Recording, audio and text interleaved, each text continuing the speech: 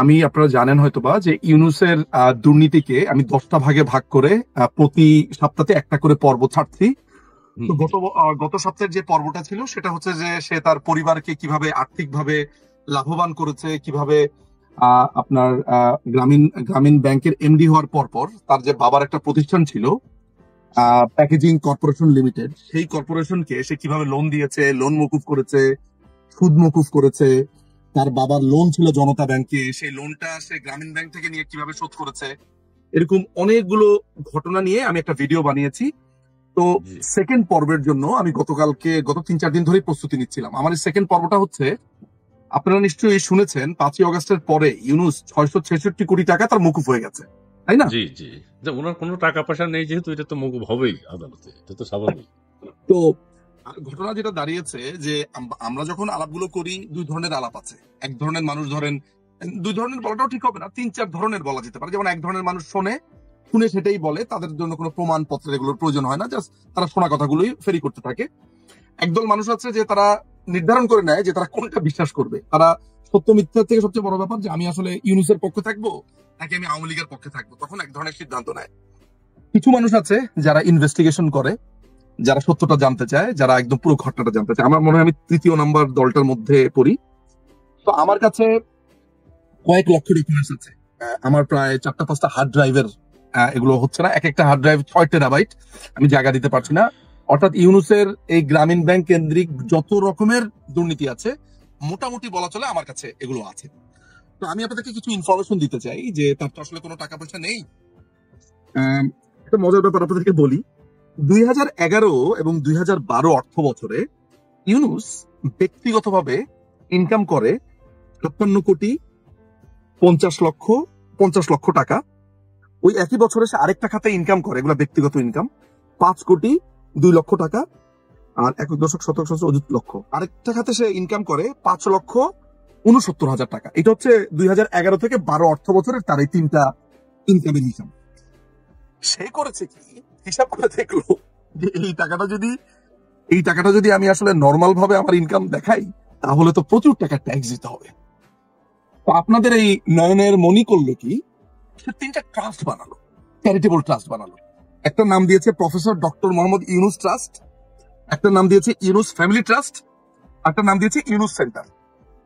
মাথায় রাখবেন, বাংলাদেশের আইনটা হচ্ছে যে আপনি যদি কোনো ধরনের চ্যারিটেবল ট্রাস্ট বানান, সেই সেই চ্যারিটেবল ট্রাস্টে যখন আপনার ইনকাম দিয়ে দিবেন, তখন সেই ইনকামের উপর আপনাকে কর দিতে হবে না। এটা সে জানতো আর কি। এখন মানে গোয়েন্দারা, দুর্নীতি দমন কমিশন এটাকে ফাইন্ড আউট করে বের করলো, দুর্নীতি দমন কমিশন কি আপনার এনআরবির লোকেরা বের করলো যে এই লোক ইনকাম করার পরে এগুলো ট্রাস্টে ঢুকায়, ট্রাস্টে ঢুকানোর পরে আবার এই টাকা সে ওই ট্রাস্ট থেকে তাকে দেওয়া হয়। বুঝেন নাই ব্যাপারটা? আচ্ছা আচ্ছা আচ্ছা আচ্ছা, হ্যাঁ। মানে ইনকাম করে ইনকামের ট্যাক্স দিল না, কিন্তু এটা ট্রাস্টে ঢুকিয়ে ফেললো। ট্রাস্টের টাকাটা যে ট্রাস্ট থেকে ওনাকে অনারিয়াম বা অন্য কোনো ভাবে দেয়, সেটা ট্যাক্স লাগে না। তার মানে একটা মানুষ ধরেন, আমরা কি করি, আমরা বেতন পাওয়ার পরে আমরা বাসা ভাড়া দেই বা আমাদের মর্টগেজের টাকা দেই, তাই না? আমরা ফুড জি কিনি, আমরা রিক্রিয়েশনের জন্য টাকা রাখি, বাচ্চাদের কিনে যদি কোথাও বেড়াতে যেতে হয় মান্থলি, আমাদের সারা মাসে একটা সুনির্দিষ্ট খরচ আছে। তো আমি যখন ইনকাম করি তখন আমার কি, ধরেন আমি সেলফ ইনকাম যদি করি, তখন আমাকে সারা বছরের একটা ট্যাক্স আমি দেই। আবার যারা জব করে তাদেরকে ওই জবের থেকে টাকাটা কেটে নেয়, চাকরি থেকে টাকাটা কেটে নেয়, তার পে স্লিপের মধ্যে অটোমেটিক আসে। তো ইউনূস, আপনাদের এই সরল সুন্দর লোকটা যাকে মানুষ দায়িত্ব দিয়ে বসিয়েছে, সে করলো কি, তার এই যে কত 56 কোটি, এদিকে 5 কোটি, 56 আর 5 হচ্ছে 61, 61 কোটি আর 5, 6, 7, 8, 8 কোটি, সরি, 61,69,00,000 টাকা, 61,69,00,000 টাকা সে চ্যারিটি ট্রাস্টে ঢুকিয়ে দিয়ে এটার পুরো জি ট্যাক্সটা সে বাদ দিয়ে দিল। এবং মজার ব্যাপার হচ্ছে, মানে আমি গতকালকে রাত্রে প্রায়, মানে আমি প্রতিদিনই আর কি ধরেন 7-8 ঘন্টা এখানে নিয়ে গবেষণা করতে হয়, আমার প্রচুর কষ্ট যাচ্ছে।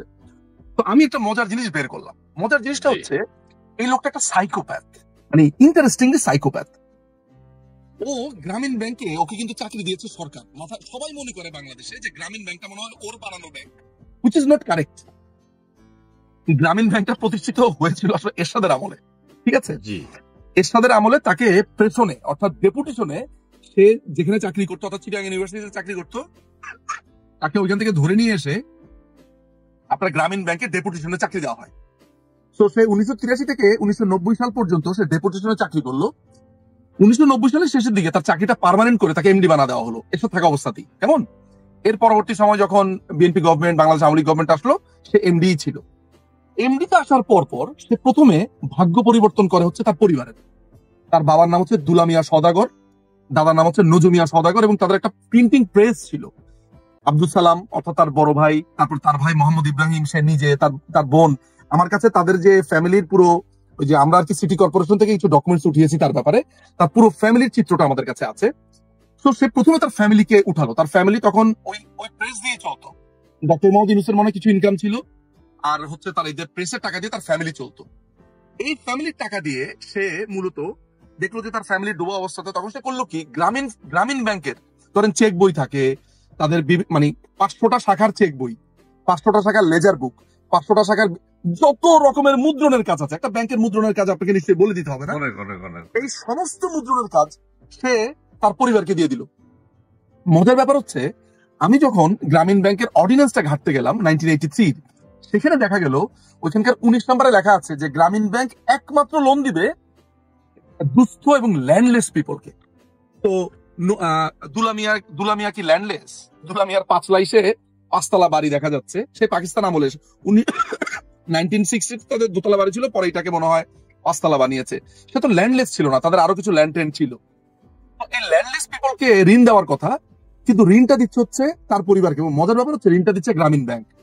এবং সে এত চালাক, সে গ্রামীণ ব্যাংকের সে তাদের যে প্যাকেজিং কর্পোরেশন, এটাকে এজেন্ট বানিয়ে দিল গ্রামীণ ব্যাংকের। অর্থাৎ গ্রামীণ ব্যাংকের সমস্ত মুদ্রণের দায়িত্ব তার কোম্পানিকে দিয়ে দিল। এতে করে হলো কি, ওদের যে স্টাফের বেতন, ওদের যে অফিসের খরচ, এটাও আর কোম্পানিকে দিতে হলো না, এটা দিয়ে দিল গ্রামীণ ব্যাংক।